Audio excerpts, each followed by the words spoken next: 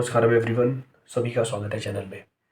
दोस्तों, आपने सुना होगा कि जो सतयुग था उस समय पर लोगों की जो लाइफ थी वो बहुत ज़्यादा हुआ करती थी, और साथ ही साथ लाइफ को अगर हम साइड रखें, ये बोला जाता था कि उस समय पर लोग जो थे, इंसान जो थे, और उन भगवानों में ज़्यादा अंतर नहीं था। तो इसका क्या कॉन्सेप्ट है?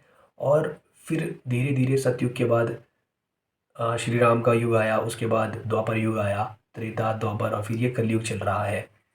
सो ये जो जितने भी युग हैं, आप देखोगे जैसी जैसी जो युग है, चौथा जो युग आया है, इस समय पे ये बोला जाता है कि लोग जो है सबसे ज़्यादा पतित अवस्था में है।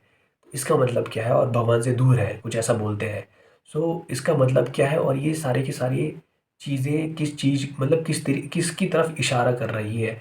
दोस्तों, ये समझाने से पहले कि ये युग का क्या कॉन्सेप्ट है, और कलयुग का मतलब क्या है, और लोग ये कहते हैं कि कलयुग में लोग ज़्यादा पतित हो चुके हैं, इसका मतलब क्या है, ये हम जानेंगे। बहुत बहुत बहुत डिटेल में मैं आपको ये चीज़ बताऊंगा, लेकिन इसके लिए आपको ये वीडियो लास्ट तक देखनी होगी। मैं कोई भी चीज़, मतलब मैं अब ये नहीं बताऊंगा कि इस किताब में ये लिखा गया है, या यहाँ पर ये लिखा गया है, इस स्क्रिप्चर में ये लिखा गया है, वहाँ से मैं उठा के आपके सामने चीज़ें रख दूंगा। नो, जो मेरे परसेप्शन में चीज़ें हैं, मैं उनके बेसिस पर आपके सामने चीज़ें रखने वाला हूँ। मेरे यूट्यूब चैनल मैंने आज तक कभी भी किसी भी स्क्रिप्चर का रेफरेंस लेकर कोई चीज़ नहीं रखी है। जो मेरे एक्सपीरियंस में है वही चीज़ें मैं आपके सामने रखने वाला हूँ। तो दोस्तों, यहाँ से दो चार चीज़ें मैं आपके सामने रखूँगा, उसके बाद आप एनालाइज खुद करना।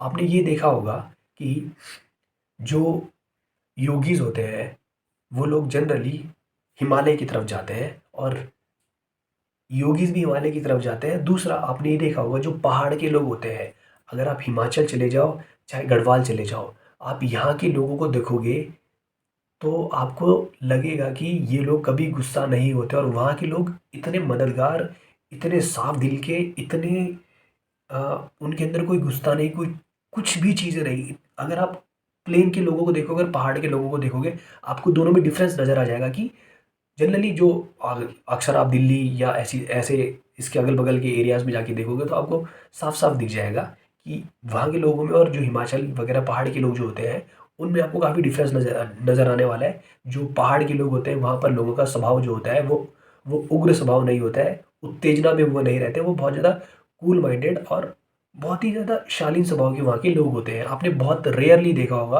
कि वहाँ के लोग बदमाशी कर रहे हैं, कुछ इस प्रकार से कर रहे हैं।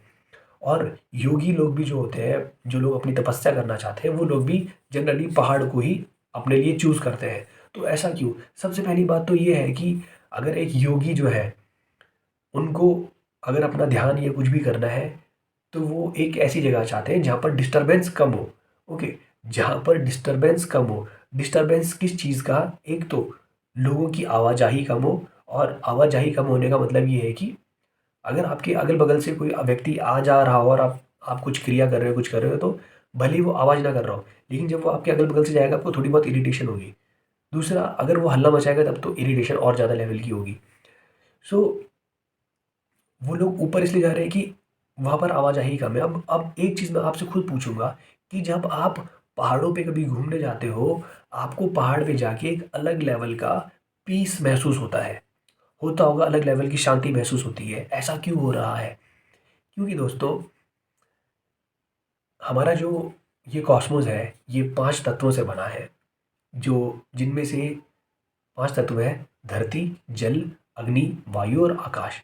ये 5 तत्व हैं जिनसे हमारा क्रिएशन, हम जो भी क्रिएशन हुई है वो इन पांचों तत्वों से हुई है। और ये बताया जाता है कि जो आकाश तत्व है, आकाश के ऊपर बाकी सारी चीज़ें ये ऑपरेट कर रही हैं। जो स्पेस है, आप खुद भी सोच सकते हो, जो स्पेस है, स्पेस के ऊपर ही हमारी अर्थ रिवॉल्व कर रही है। स्पेस ने ही अर्थ को होल्ड किया हुआ है। इसके लिए कोई स्क्रिप्चर पढ़ने की ज़रूरत नहीं है। आज की डेट में हम स्पेस से फोटोग्राफ जो लिए गए उनको देख के हम इजीली बता सकते हैं कि हाँ भैया, स्पेस में ही हमारी अर्थ रिवॉल्व हो रही है। और हमारी बॉडी में टेम्परेचर होता है तो अग्नि भी हमारी बॉडी में ज़रूर है। हम जो खाना खाते हैं वो धरती से निकल कर आता है, धरती का कॉन्सेप्ट भी आ गया। हमारी बॉडी में जो एयर जाती है ये वायु हो गई। अब बचा क्या? पानी। पानी तो हम पीते हैं, हमारी बॉडी 70% पानी से ही बनी हुई है। तो ये 5 तत्व हमारी बॉडी, इनके ऊपर ही काम कर रही है। ठीक है। सो ये 5 एलिमेंट बताए जाते हैं, और ये अब मेरे को एक चीज़ और बताओ, जो जो आकाश है उसने ही जितने भी प्लैनेट्स हैं इनको होल्ड करके रखा हुआ है। और ऐसा बताया जाता है, साइंटिस्ट भी बताते हैं कि डेली बेसिस पर नई नई गैलेक्सीज जो है आकाश निकल रहा, मतलब बाहर आकाश की चीज़ें बाहर आ रही है, और जो गैलेक्सीज खत्म होती है तो आकाश में ही जाती है। तो यहाँ से हमें एक चीज़ पता चल रही है कि जो आकाश है वो ही हाईएस्ट लेवल ऑफ इंटेलिजेंस है। उसी में चीज़ें, उसी से चीज़ें निकल कर आती हैं और उसी में चीज़ें खत्म हो जाती हैं। ओके।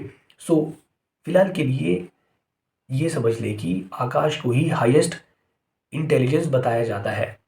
तो जितना ज़्यादा प्योर आकाश एलिमेंट होगा, जितना ज़्यादा प्योर आकाशिक एलिमेंट होगा, उतना ज़्यादा उतना ज़्यादा हम लोगों का इवोल्यूशन होगा। हम अगर प्योर आकाश के पास रहेंगे, मतलब अगर आप पहाड़ों में रहोगे, वहाँ पर आप देखना कि जो आपकी ग्रोथ होगी वो अच्छे से ग्रोथ होगी। ग्रोथ किसका? As a life your growth will be good. Okay, अब मतलब आप एक ऐसे स्पेस में रहें जहाँ पर डिस्टरबेंस कम है।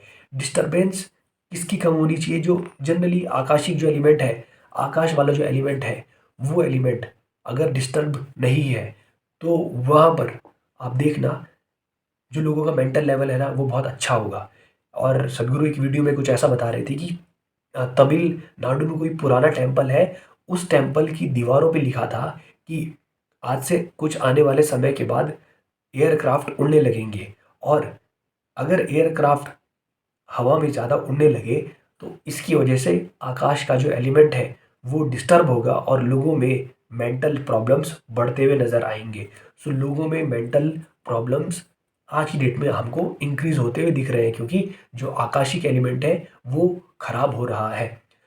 आकाश एलिमेंट उसकी प्योर स्टेट में नहीं है, आप उसको क्या कर रहे हो? डिस्टर्ब कर रहे हो। अगर आकाश डिस्टर्ब होगा तो हम लोग भी डिस्टर्ब होंगे। अगर धरती धरती प्रदूषित होगी तो हम भी प्रदूषित होंगे।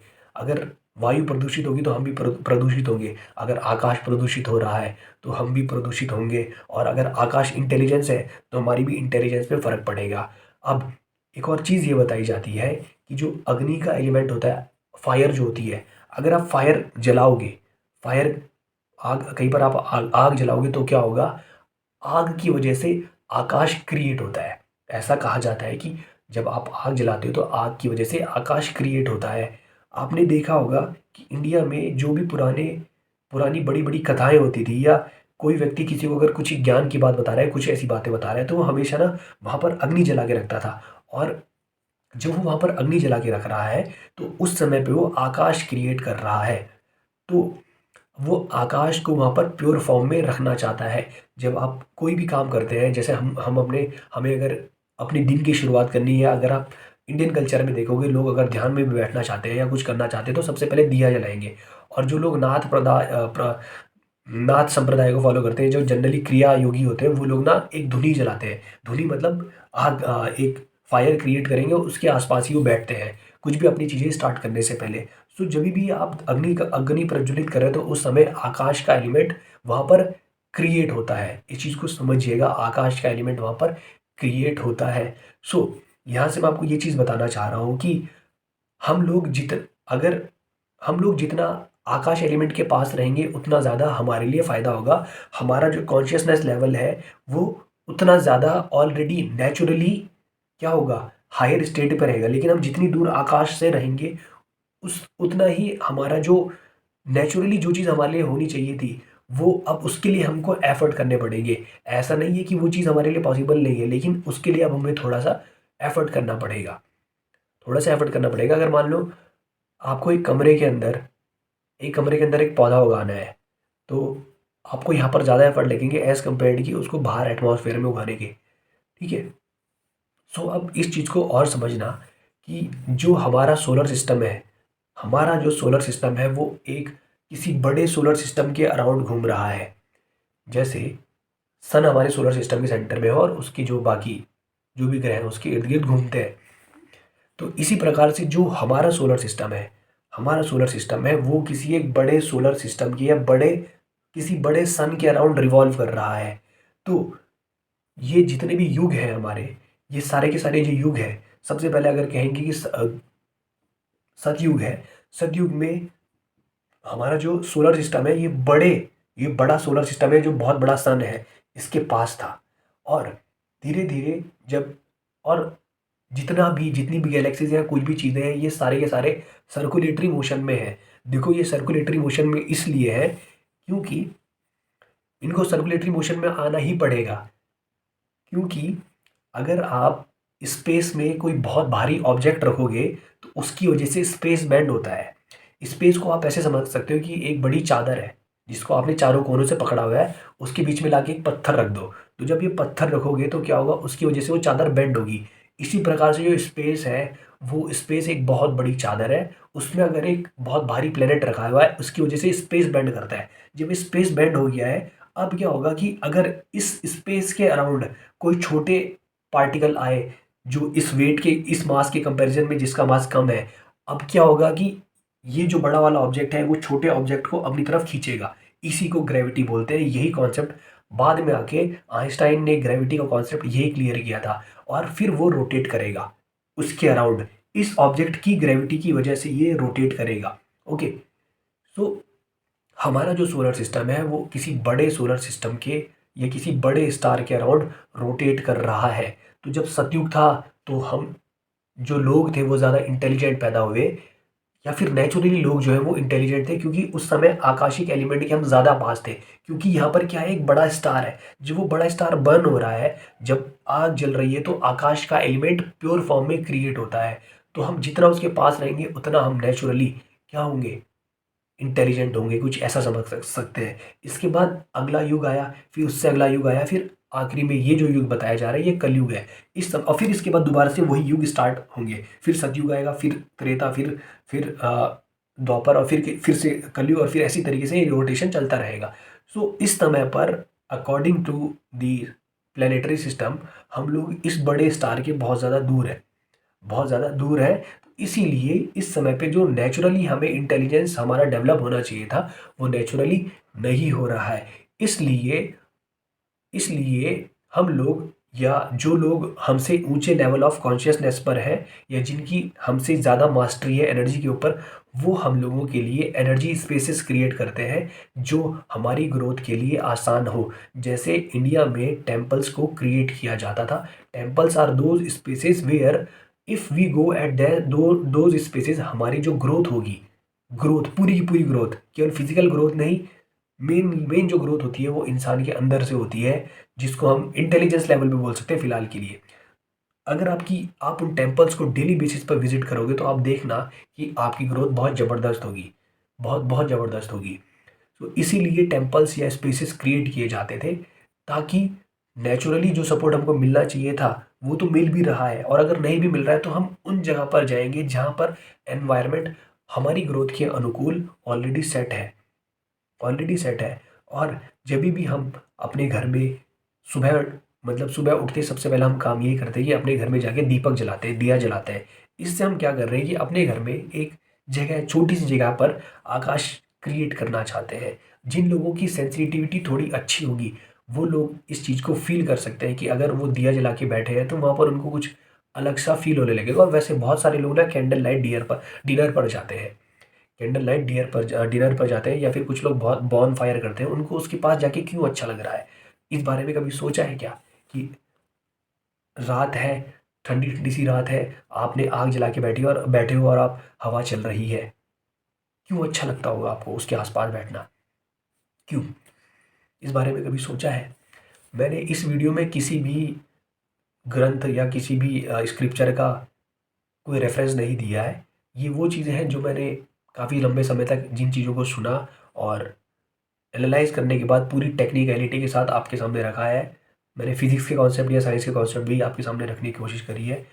आई होप कि आप लोगों को ये समझ आया होगा। इस समय पर मेरे पास वीडियो एडिटिंग के टूल्स नहीं है, इसलिए मैं आपको वो प्लैनेटरी मोशन किस तरीके से हो रहा है ये सारी चीज़ें नहीं दिखा सकता, बट कॉन्सेप्ट मैंने आप लोगों को क्लियर कर दिए। और जितने ज़्यादा लोगों तक ये वीडियोस पहुंचा सके उतने ज़्यादा लोगों तक ये वीडियोस पहुंचाएं, और मेरे चैनल को ग्रो करने में मेरी मदद करें। एक समय के बाद यूट्यूब पे आपने देखा होगा प्रवीण मोहन का चैनल है, कुछ उसी लेवल का चैनल भी, उसी लेवल तक मैं ये चैनल लेकर जाऊंगा। जो लोग अभी मेरे साथ बने हुए हैं, आज से कुछ समय के बाद आप देखना कि मेरा टारगेट ही वही है। और इंडियन कल्चर में जो भी चीज़ें होती थी। प्रवीण मोहन का जो काम है वो बहुत ज़बरदस्त काम है, लेकिन वो स्पिरिचुअल प्रैक्टिसेस में उतने नहीं है, लेकिन टेक्निकलिटी के साथ वो चीज़ें रखते हैं। लेकिन when I go to, even मैं अगर फ्री होता हूँ उस समय के बाद, मैं ऐसे स्पेसेस पे जाकर कि ये टेम्पल क्यों क्रिएट किया गया था, यहाँ पर जाके क्या होगा, किस तरीके से आपको इस टेम्पल में विजिट करना है, हर एक चीज़ बहुत ईजिली आप लोगों के सामने लेकर आने वाला हूँ। So please please support, comment कर दीजिएगा, चैनल को लाइक करना ना भूलिएगा। जो लोग सब्सक्राइब अब तक जिन्होंने नहीं करा है, प्लीज़ सब्सक्राइब करें। और अगर किसी पर्टिकुलर टॉपिक के ऊपर आपको वीडियो चाहिए तो कमेंट सेक्शन में कमेंट कर दीजिएगा, मैं कोशिश करूँगा उस टॉपिक पे वीडियो बना दूँ। मिलेंगे फिर अगली वीडियो में, तब तक के लिए नमस्कार, धन्यवाद।